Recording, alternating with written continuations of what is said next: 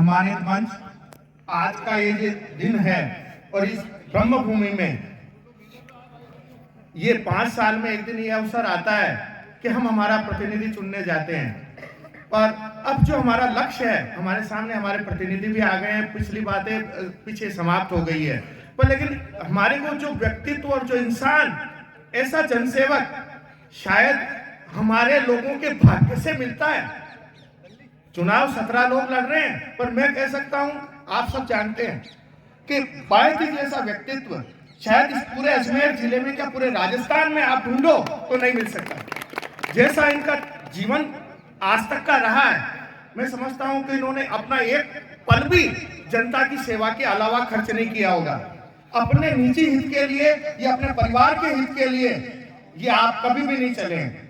और आज भी इस उम्र में आप अपनी सेवा करने के लिए, एक सेवा के उद्देश्य से आपने इस मैदान में कूदना स्वीकार किया है। आपकी इच्छा नहीं थी, आपने, हमने, सबने मिलकर कि नहीं, हमें ऐसा व्यक्तित्व चाहिए।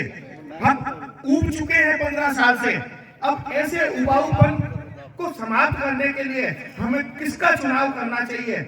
अब समय थोड़ा रह गया है और इस थोड़े समय का हम कितना अच्छा उपयोग कर सकते हैं और हमारा जनप्रतिनिधि हम कितने अच्छे वोटों से जिता सकते हैं, ये हमारा लक्ष्य होना चाहिए।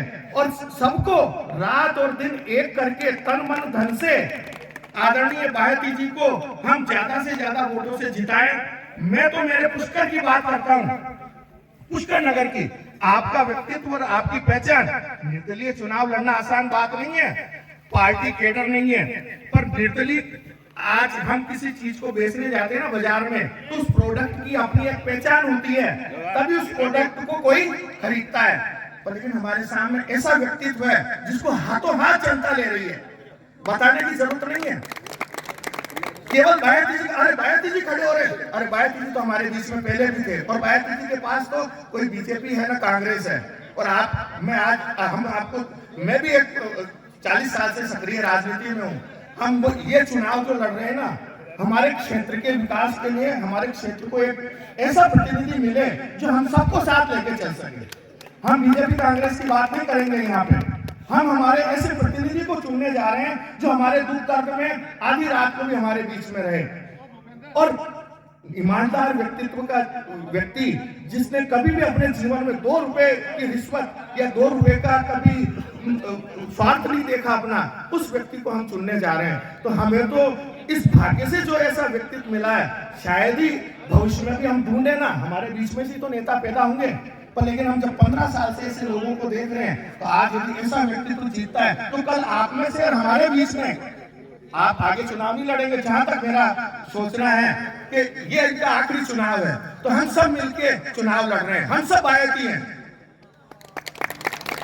हमें सबको इनके साथ लग के, जैसे गांधी जी ने देश की आजादी के लिए भारत छोड़ो आंदोलन चला के और इस देश को आजाद कराया, वैसे ही हम सब बायती जी बन के आपके साथ कदम से कदम मिला के इस पुष्कर क्षेत्र को 5 साल में ऐसा स्वरूप प्रदान करेंगे कि लोग मतलब ये कहेंगे कि पुष्कर, अरे 5 साल में कैसा बदल गया पुष्कर। हम पुष्कर को एक नई छवि देंगे, जहां हमारा भौगोलिक विकास होगा, हमारा आर्थिक विकास होगा, हमारा औद्योगिक विकास होगा, हमारे तीर्थ का विकास होगा। आज हमारा तीर्थ दुर्दशा और बहुत पिछड़ा हुआ है और तीर्थों की तुलना में, पर आपने संकल्प लिया है कि मैं एक पल नहीं बैठूंगा, एक क्षण नहीं बैठूंगा, मेरे खून का एक एक कतरा इस पुष्कर तीर्थ के लिए, पुष्कर विधानसभा क्षेत्र के प्रत्येक आखिरी पंक्ति में खड़े नागरिक के लिए होगा।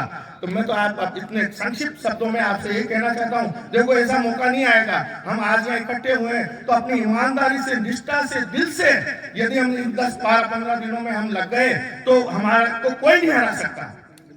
आपकी छवि ऐसी है, बस हमें इस छवि को जनता के सामने प्रस्तुत करके, जनता जानती है कि बायती जी सक्षम है, सब काम करने में सक्षम है, तो हम ऐसे सक्षम व्यक्ति को हजारों वोटों से विजयी बना के विधानसभा में भेजें और हम हमारे आगे के लक्ष्य की तरफ बढ़े। जय हिंद।